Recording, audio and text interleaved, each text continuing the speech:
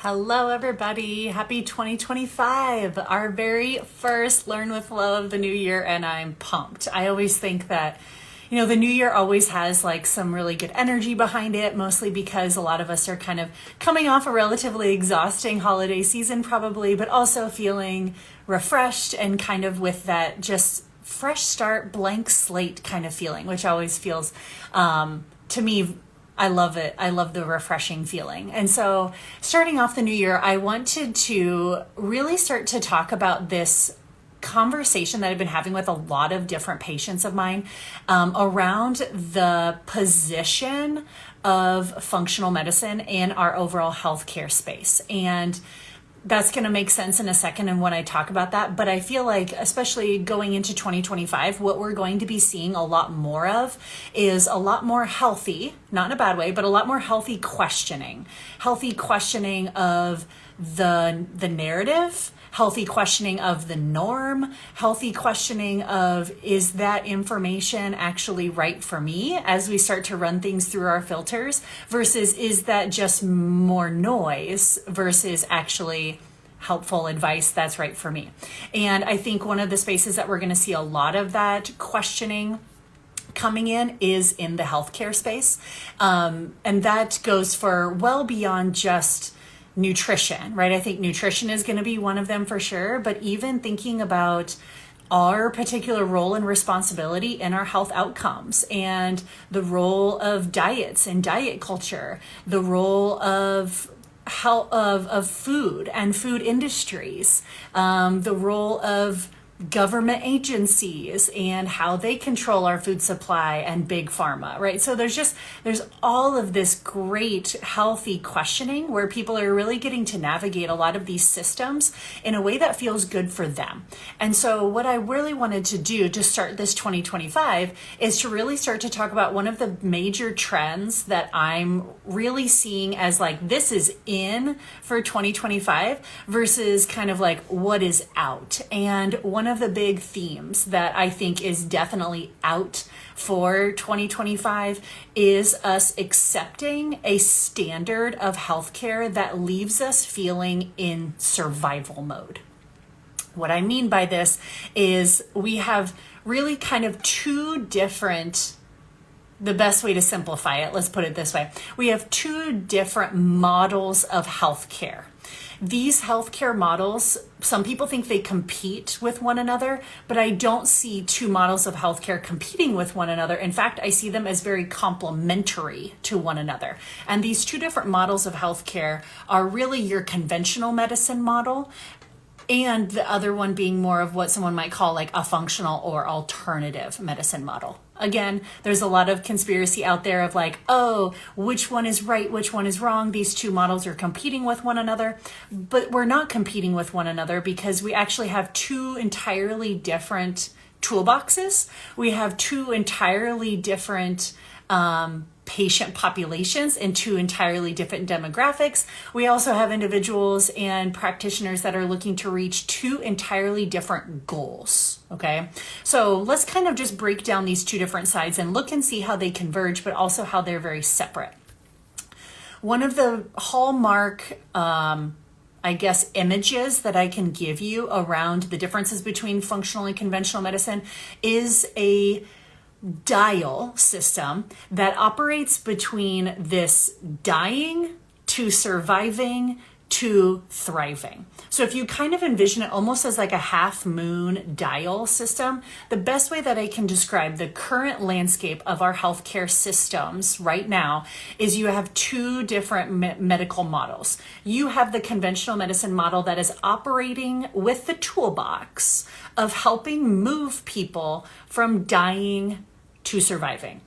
I know it might sound a little extreme. I'm aware that it might sound a little bit morbid, but this is the truth, okay? So we have our more conventional or more of our allopathic medicine and their toolbox, the things that they are trained on, the things they are really freaking good at, the things that I am so thankful that we have the conventional medicine for, is to help individuals that need to move from dying to surviving. So this is more of your emergent care situations, more of your acute care situations. If somebody has active infection. We have somebody that has life-threatening injuries. We have somebody with a heavy, like, terminal cancer diagnosis, right? We're in a life-saving scenario. That side of medicine is really, really good at moving someone from dying to surviving. They have a toolbox that includes surgical interventions. Awesome. Like, yeah, there might be times where, like, again, I know it sounds crazy and morbid, but it's like, so we might need to, like, attach my arm back on. I'm like, yes, I definitely want emergency care situation for those situations.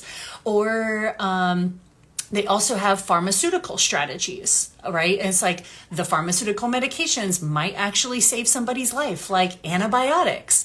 There are a situation where it's like, thank bless that we have those, because we may need those to save somebody's life, okay? So that is more of our conventional medicine model right now, moving people from dying to surviving. Now, the hard part is, or the limitation, and where people are getting frustrated, is when individuals don't realize that that model is not designed for chronic care. That's not their toolbox. That's not what they're trained in. And so then we feel frustrated because we're going to these practitioners, we're going to these providers and asking them to perform care or give us consulting about our chronic health conditions and how to improve them. And then we're upset and frustrated when they can't help us, or they give us answers that are not really root cause medicine. And they're like, well, I can't really tell you the root cause of your chronic anxiety, but here I can give you like an anti-anxiety medication and you'll feel better today. It'll come back tomorrow, but then you can just take the pill again tomorrow and like, hopefully you'll feel better tomorrow. And then you ask them, it's like, well, what do I do if this medication stops working? And they're like, I don't know, I guess we can add another one, right? It's like, that is where we're getting frustrated, because a lot of individuals are not maybe in the world of moving from dying to surviving, but maybe they are surviving. They're just not thriving in their health. And that's where a lot of the chronic symptoms and chronic conditions come in. So this is individuals that are struggling, like I said, with chronic, like mental health. They're struggling with anxiety, depression. They're struggling with brain fog, memory and cognition issues, or they're struggling with like chronic pain. They're like, I'm just achy. I'm not recovering well. My joints hurt. I feel super inflamed all the time. Or they have chronic gut issues and they're like, man, I have constipation, diarrhea. I'm bloated. I have gas. I have reflux. I have heartburn. I feel like every food that I eat just bothers me. Or they have menstrual cycle issues, hormonal imbalance issues. Oh my gosh, I have painful, heavy periods. I have irregular cycles. I have low libido. All of these chronic health conditions, that is someone that is definitely surviving. They're just not living their best life. They're not thriving. This, my friends, over here, from surviving to thriving, that is functional medicine. Right? That is your functional medicine. That's your alternative medicine. That's where we have a whole different toolbox than surgical interventions and pharmaceutical treatments, right? Does that make pharmaceutical medicines and surgical interventions, does that make them bad? No, it doesn't make them bad. We're talking about two entirely different demographics of people. We're talking two entirely different toolboxes. The functional medicine or alternative side of medicine, we dip into a whole different toolbox, right? So when I have somebody in front of me, if I feel like they need emergent care, I'm sending you over to conventional medicine. I'm like, yep, this is a little bit outside of my toolbox. I'm sending you over here back to more of a conventional medicine route. But the hard part is we're not necessarily getting that same, partnership from a conventional medicine to functional medicine just yet. I think you're seeing snippets of it. I know that I definitely personally have quite a few referral network of physicians, OBGYNs, gastroenterologists, enterologists that we've worked together enough to know like, wow, this is a really great partnership. And when I reach my toolbox of limitations with a patient, I'm sending them over to you because you're going to have a whole different look and a whole different set of tools that you can help them with that I can't. And I'm like, yeah, vice versa. So when you think about like, if you feel like you fall more into the camp of like, no, I'm surviving, I'm just not thriving, then don't get frustrated if you try to go to conventional medicine practitioners and you feel dismissed, or you feel invalidated, or you feel like, oh my gosh, I can't believe I walked out with another prescription recommendation, or I walked out with just like another recommendation to see another specialist for another scope again. And it's like, yeah, because that's their toolbox. They have like scoping tools, surgical tools, more invasive tools, and pharmaceutical strategies. That's pretty much it, okay? But in more of those chronic health conditions, that's not what we need, right? Maybe you have chronic gut issues, you have chronic bloating, maybe you've been told you have IBS, right? You've had all of the endoscopies, you've had the colonoscopies, and everything comes back squeaky clean. Maybe just like, oh, you have some inflammation in there. It's like they send you a prescription medication for like an antispasmodic or a laxative, and then you're on your way. They didn't really ever help you identify like, why do you have those symptoms? That's kind of a head scratcher. They can only do as much as their toolbox allows. This is where functional medicine comes in, and we get to kind of scoop you up and say, okay, conventional medicine did its job. You are surviving. Congrats. But now let's take you from surviving to thriving. Now that toolbox is going to look very different. Okay. Now we're not talking about pharmaceutical strategies. I'm not talking about surgical interventions. I'm not talking about another scope that tells us like everything's great, come back next year if you're still having problems. Now we're talking about the toolbox that looks like, what does your daily nutritional intake look like? That is a huge part of functional medicine. We're talking about when you're eating, what you're eating, how you're eating. We're also talking about lifestyle over here. We're talking about how are we moving our body? How are we sleeping? What is our relationship with, like I said, cortisol and circadian rhythm? What about hydration? What about caffeine, alcohol consumption? What about things like our microbiome? Yes, you actually have a living, breathing entity of our microbiome in there that you can't see on a scope. So of course you're going to go in for a colonoscopy and endoscopy, and I hope that it comes back squeaky clean. Yes, great, awesome. They've done their job. Now pass it off to functional medicine, where now we can take over and start to look at the things that you cannot see on a scope.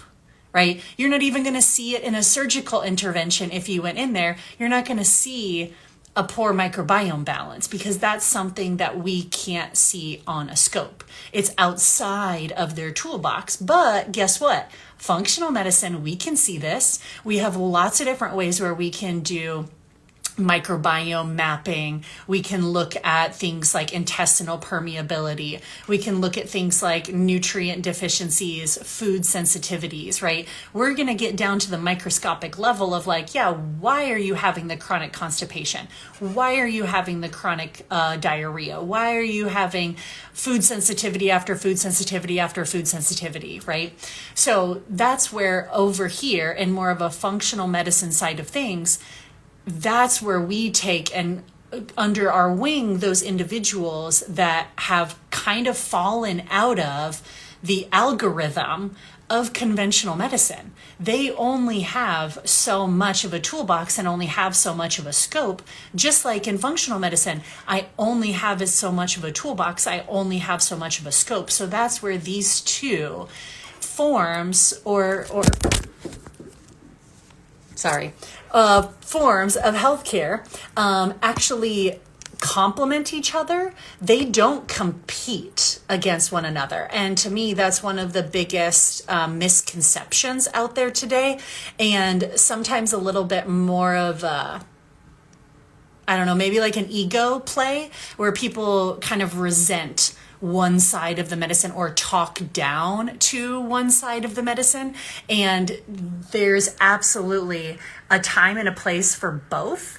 And I think, like I said, a reason and a season for both as well too. So if entering 2025 here, you feel like, man, I am actually probably more in the demographic that you're describing of, I feel like I'm surviving, sure, but I'm definitely not thriving. And I have goals around my mental health. I have goals around my physical health. I have goals around my body composition. I have goals around inflammation and my gut health and my hormone balance. That's where don't get frustrated if you try to take those more chronic conditions and take them to more of an allopathic acute care model and not get the answers that you were hoping for.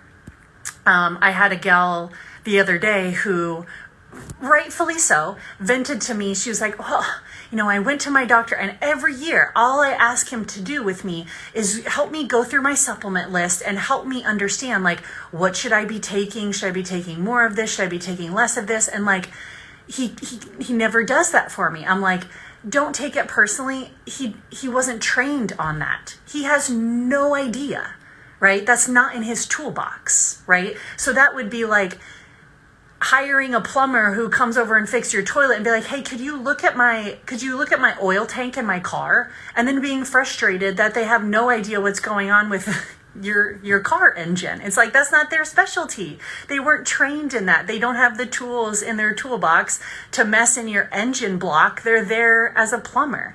That is literally how opposite these two worlds are, but they're also very complementary when we recognize that, like, the toolbox of one side of conventional medicine is very, very helpful, but then we need to kind of pick up more from a functional medicine aspect and start to ask the deeper questions of, like, why? Why did that occur in the first place? Why are you having symptoms? So, like I said, I think one of maybe the first major things can be, like, I would say one of the most common things is like gut health is a really good place where people usually go to their conventional providers first.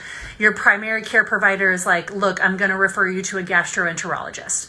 The gastroenterologist is going to order an endoscopy or a colonoscopy or maybe some like fructose breath testing. Maybe they'll do an H. pylori breath test, right? All of the tests that they do come back squeaky clean. They come back negative, and you leave with one or two different prescriptions for an acid blocking medication and a laxative. Great. Send you on your way. Okay. That's awesome because we needed conventional medicine to rule out the big stuff for us, right? We ruled out polyps. We ruled out cancer. We ruled out diverticulitis, right? It's like, cool, rule out some of the big things, but then don't feel like that's the end of the road. Now you're surviving. Now let's start to really dive into the functional medicine side of things. And it's like, okay, I walked away with a squeaky clean, like, scopes, but now I'm coming to you, Lauryn, because, like, why do I have IBS? Why am I chronically constipated? Why am I sensitive to every food under the sun? It's like, very great questions. This is where now functional medicine toolbox takes over and can be a game changer for individuals outside of more of just that conventional medicine model. So when you think of, like I said, this going from surviving to thriving toolbox in 2025, I just wanted to, if nobody has had that very honest and real conversation with you before about the two different paradigms of health that we're seeing now available to people in 2025, allow this to be your first opportunity to kind of hear it from me, to where This is not a competition.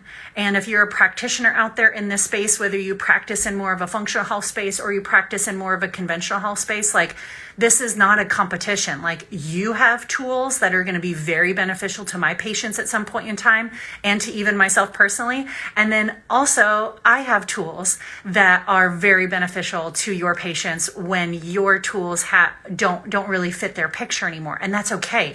We both need each other and we both need to coexist. But as a patient out there navigating these two sides, I think there's a lot of confusion, and I think there's, like I said, still a lot of question marks these days of where do I go for a lot of these things. And if you're struggling with more chronic conditions, like I said, mental health, skin issues, body composition, blood sugars, metabolic health, gut issues, hormone imbalances, thyroid issues, it's like, these are like, you're surviving, you're just not thriving. Let's grab a different toolbox that maybe can complement how you've gotten started in this health journey from more of a conventional medicine angle. So hopefully that, like I said, even just hearing that and seeing that, sorry, I'm having to hold my phone, but even just like hearing that and seeing those two different paradigms,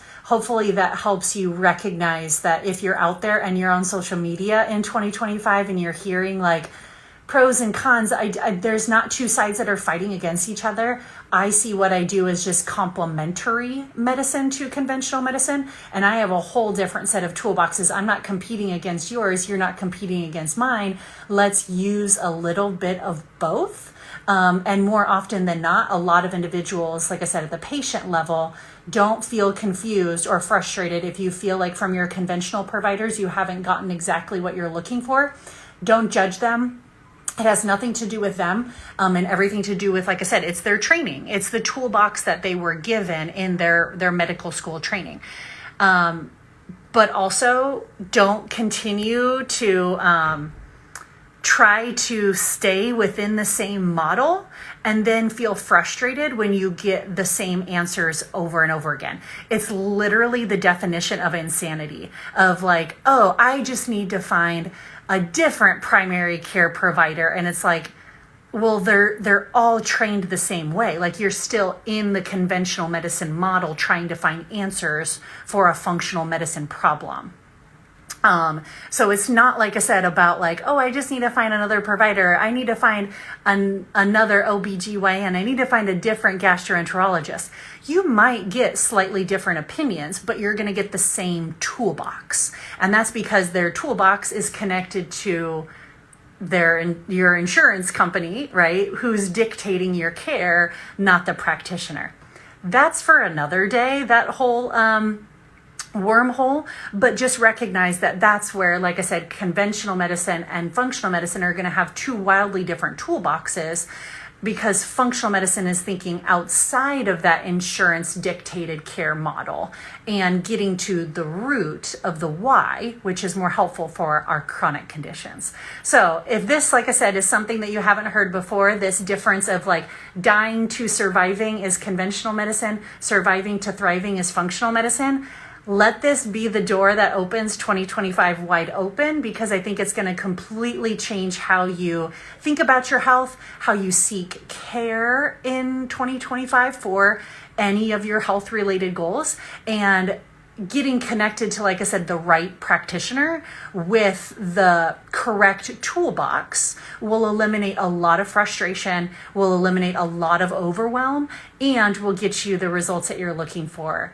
faster. So hopefully this was helpful for you. If you feel like you fit more into like that surviving to thriving functional medicine paradigm, look no farther. I'm happy to help. You can always go to the link in my bio. You can schedule us a functional wellness consult where we'll start with labs, an in-depth analysis, and you'll actually get a full hour together to dive into all of your health related questions, which isn't something, like I said, is part of the conventional medicine model all the time. So hope to meet you guys soon and come back next week for another episode of Learn with Lo. Happy New Year.